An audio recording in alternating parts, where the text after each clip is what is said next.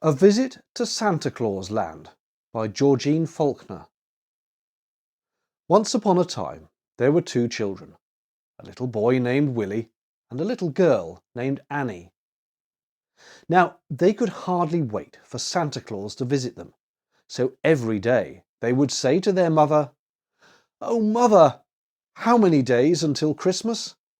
Must we wait a whole month, Mother? 20 days more, 10 days more. Only 5 days more. How slowly the days drag on, Mother." The busy mother felt the time slip by all too rapidly, but the children counted the days on the calendar and grew more and more impatient each day.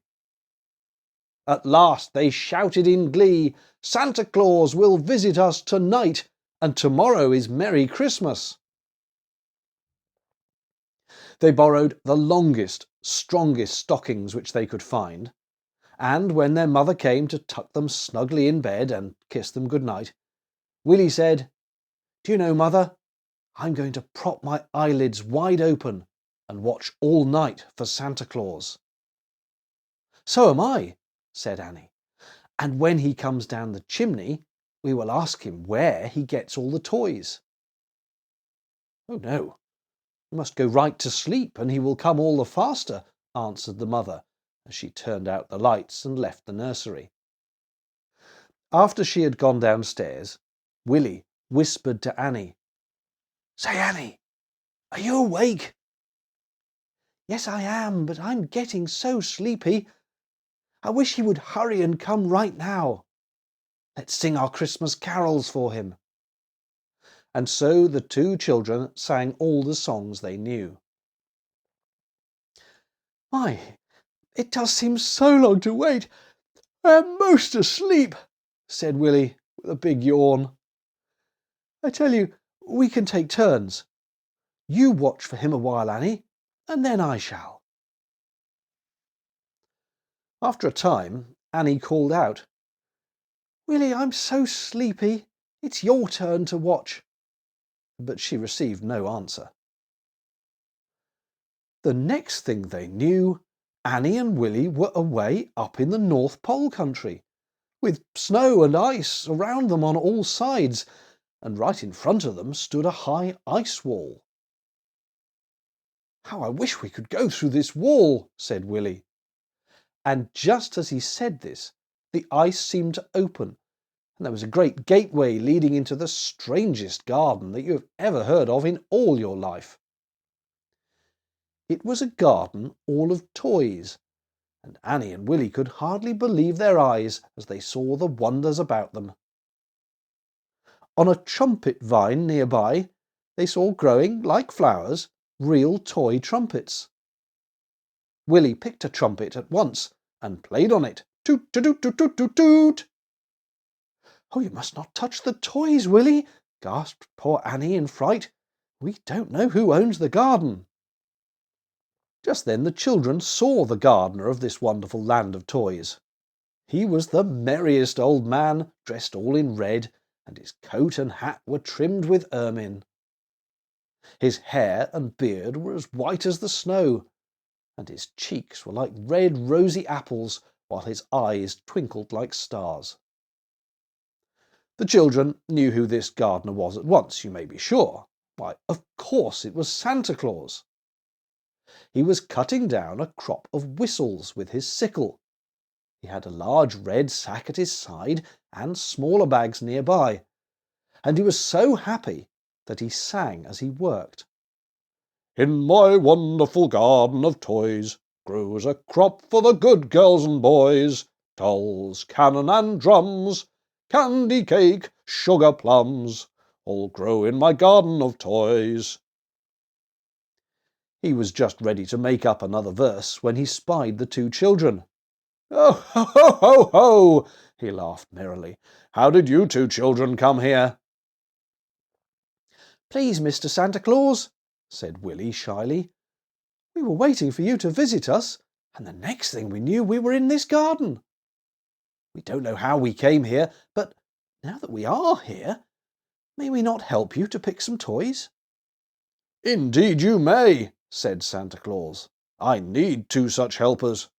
I was just wondering how I could gather all these toys in time for tomorrow. Willie, will you please go over to the garden bed in the corner and pull up some tops?" "Pull up some tops?" echoed Willie in amazement. But he took a red sack and went to the garden and began to pull up toy tops. There were large tops growing like turnips and little tops growing like beets and radishes. There were all kinds of tops. Some would hum, hum, hum, hum, hum, hum, hum, hum, and make music while Willie pulled them up. Next, Willie climbed a tree and began to pick red marbles, growing just like cherries. And he found purple and blue marbles growing on a trellis, just like grapes. So he filled many small bags with marbles. He also climbed other trees, where he thought he saw apples and oranges growing, but when he came near them, he found different coloured balls, so he picked a bag of balls for Santa. "Oh, Santa, may I help too?" asked Annie. "Indeed you may, my child," he answered. "How should you like to pick dollies?" So all this time, Annie was busy getting him dollies, and she was very happy. "You dear, dear dollies," Annie said as she hugged each one in turn. "How happy all the little girls will be when they find these dollies Christmas morning." There were large dolls with the cutest bonnets on their heads, growing just like roses, and other dollies with the dearest pointed hats, growing up like tall hollyhocks. And then there were tiny dollies like pansies, turning their pretty little faces up towards Annie. Presently, Santa Claus began to water the grass, and suddenly every blade of grass was a tiny tin soldier with his musket erectly held, while soldiers' tents like mushrooms sprang up all around. Warships, sailboats, steamboats, motorboats, rowboats and canoes were all out on a lake nearby, but they could never sink, for the lake was a large looking-glass, and fishes, ducks and swans were swimming on looking-glass streams. The children rushed from one garden to another and saw so many things to pick that they were kept very busy helping Santa Claus. "Oh, see those pumpkins and squashes over there on those vines!" exclaimed Willie. But when he went to pick them, he found drums large and small, and footballs and basketballs lying on the ground like melons and pumpkins turned brown. "Whee! Isn't this jolly? See those funny brown leaves blowing in the wind," called Annie. "They're all sizes and shapes." When the children came near to pick them, they found no leaves at all, but brown teddy bears with their arms and feet outstretched. The children hugged them in their arms, and the teddy bears gave little squeaks of glee, for they were so glad to be gathered in with this harvest of toys. Suddenly, overhead, the children heard a whirring noise, and when they looked up, it seemed as if great swarms of dragonflies and butterflies were hovering over them. "Ha, ha, ha!" laughed Santa Claus as he watched the surprised children. "Those are new toys. They've only lately come to my land, but here, take a few of these butterfly nets and try to catch a few of them." And when Annie and Willie brought these toys down a little nearer, they saw that they were not dragonflies or butterflies, but toy airships.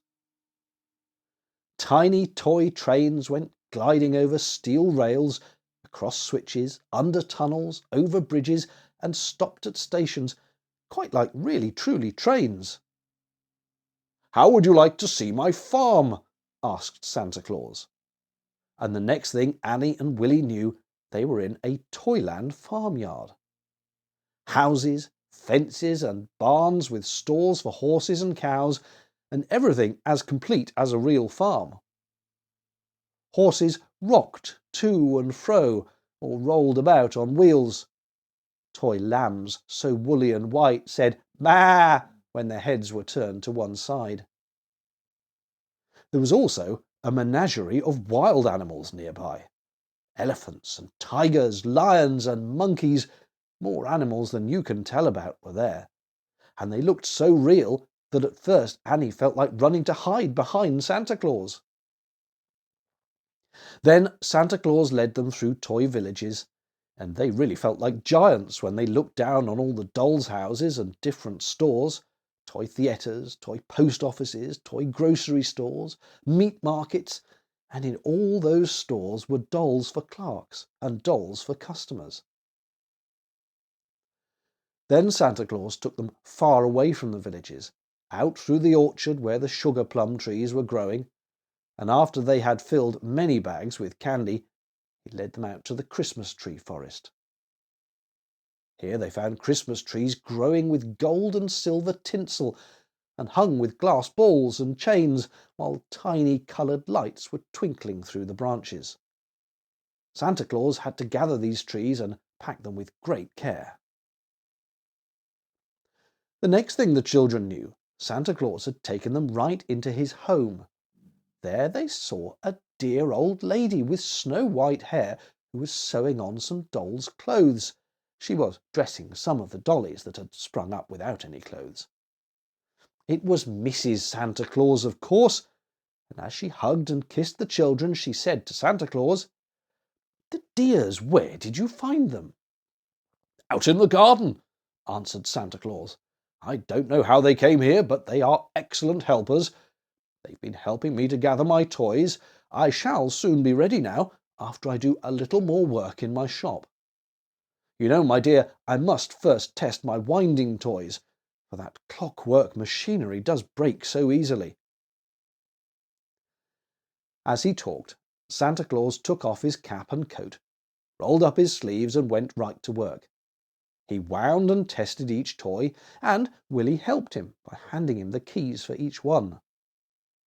There was a honk, honk, honk, a toot, toot, toot, a chug, chug, chug, and a clang, clang, clang, as automobiles, boats, engines, fire engines, and all kinds of mechanical toys went running about the shop like mad. Next, Santa was working with his saw and plane, his hammer and nails, and with a rap and a tap, he finished the roof of a doll's house. Mrs. Santa had dressed all the dolls and furnished the dolls' houses. "What a cute little kitchen!" exclaimed Annie. "Oh, Willie, do you see this dining room, and the cunning parlour, and this little bedroom? How I should love to play dolls in this house!" Then Annie turned to Mrs. Santa Claus and said, "May I not help you? I could thread your needles or help in some way." "Why, so you may, my dear," answered Mrs. Santa Claus. "My eyes are getting old, and if you will thread my needles, it will be a great help." So Annie threaded needles and helped Mrs. Santa Claus to dress the last doll and then to pack all the clothes in a new doll's trunk. Santa Claus sat at his desk and finished writing a story and drawing the last pictures, when suddenly the clock struck. Ding, dong, ding! 12 times it struck, and Mrs. Santa Claus said, "It's time you were up and away, sir."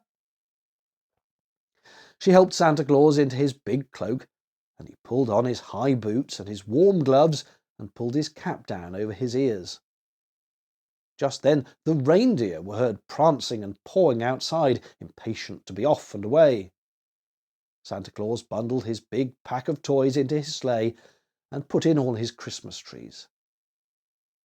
He kissed Mrs. Santa on both cheeks and with a big smack on the lips called out, "Goodbye, Mother," and picking up Annie and Willie as if they were live dolls, tucked one under each arm and dashed out to the magic sleigh. They seemed fairly to fly through the air, and the moon and the stars seemed to dance in the sky as they went on faster and faster. Then they came down nearer and nearer to earth, where the lights in the great city gleamed like fireflies far below. The next thing Annie and Willie knew, they were on the roof of their own home. The next thing they knew, they were down the chimney, and there they were, right in their own little beds. The sunlight was streaming into their eyes, and their mother was calling, "Merry Christmas, little sleepyheads!" "Merry Christmas! Merry Christmas!" they both shouted as they bounced out of bed and rushed to their stockings, which were fairly bulging with toys. And Annie was soon hugging and kissing a new dolly, while Willie was blowing a new trumpet. In the other room stood a large Christmas tree, which had come from the Christmas tree forest. "Oh, we know where these toys came from," said Willie. "They came from the garden of toys, for we visited Santa Claus Land last night. Now, tonight, when you go to bed, close your eyes tightly and go to sleep, and I'm sure you too can pay a visit to Santa Claus Land. Merry Christmas."